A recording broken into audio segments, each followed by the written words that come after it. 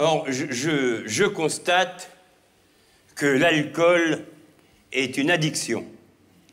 Et l'addiction, qui n'est pas un mot facile à prononcer, hein, provoque des problèmes d'élocution, mais désinhibe.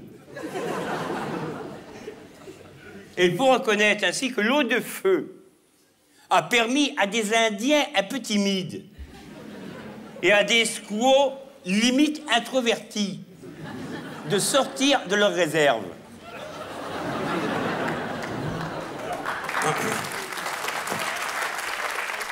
Et l'alcool, c'est très mauvais pour les couples. Je pense à l'explosion de ce couple qui sortait en moyenne, disons, 3 fois par semaine. Enfin, lui sortait 6 fois et elle 0. En général, les couples qui s'aiment mais qui boivent ne durent pas longtemps. En revanche, les couples qui ne boivent pas et qui ne s'aiment pas peuvent durer très longtemps. Et selon certains experts internationaux bourguignons, il vaut mieux vivre d'amour et d'eau fraîche que de haine et de vin cuit. Mais pour la plupart, hélas, pour la plupart, les alcoologues n'ont jamais fréquenté les bistrots. Un alcoologue est un peu un sinologue qui n'aurait jamais mis les pieds en Chine.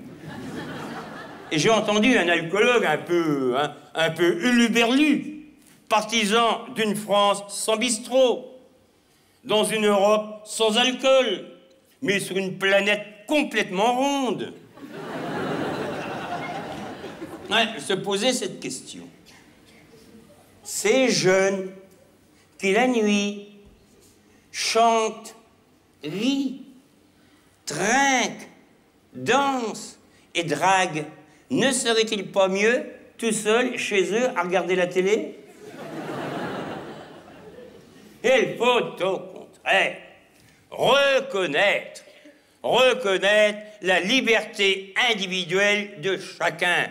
Et je pense au choix de cet abstinent repenti qui, soutenu par l'association des sobres anonymes, a eu la volonté de se remettre à boire et qui regrette après coup d'avoir arrêté de picoler si longtemps. Il faut donc au contraire encenser l'eau et faire savoir que comme les grands crus de Bordeaux, les grandes eaux ont aussi leurs grands crus et leurs châteaux. Les fameux châteaux d'eau.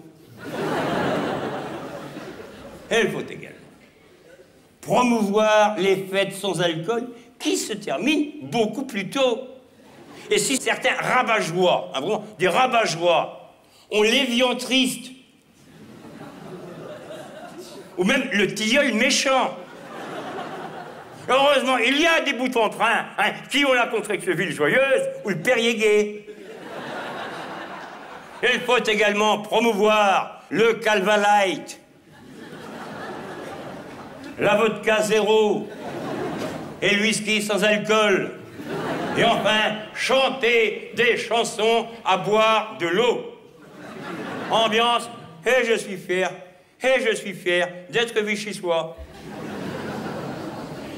Aussi conclurai-je en vous imitant Paul Verlaine. Alors, Paul Verlaine, militant rimbaldien et poète absinthéiste.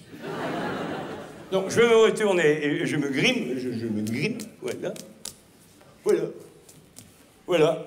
Paul Verlaine, jeune, accoudé aux zincs d'un estaminet enfumé, et qui exceptionnellement, et ce n'était pas dans ses habitudes, exceptionnellement s'autorise une brève de comptoir.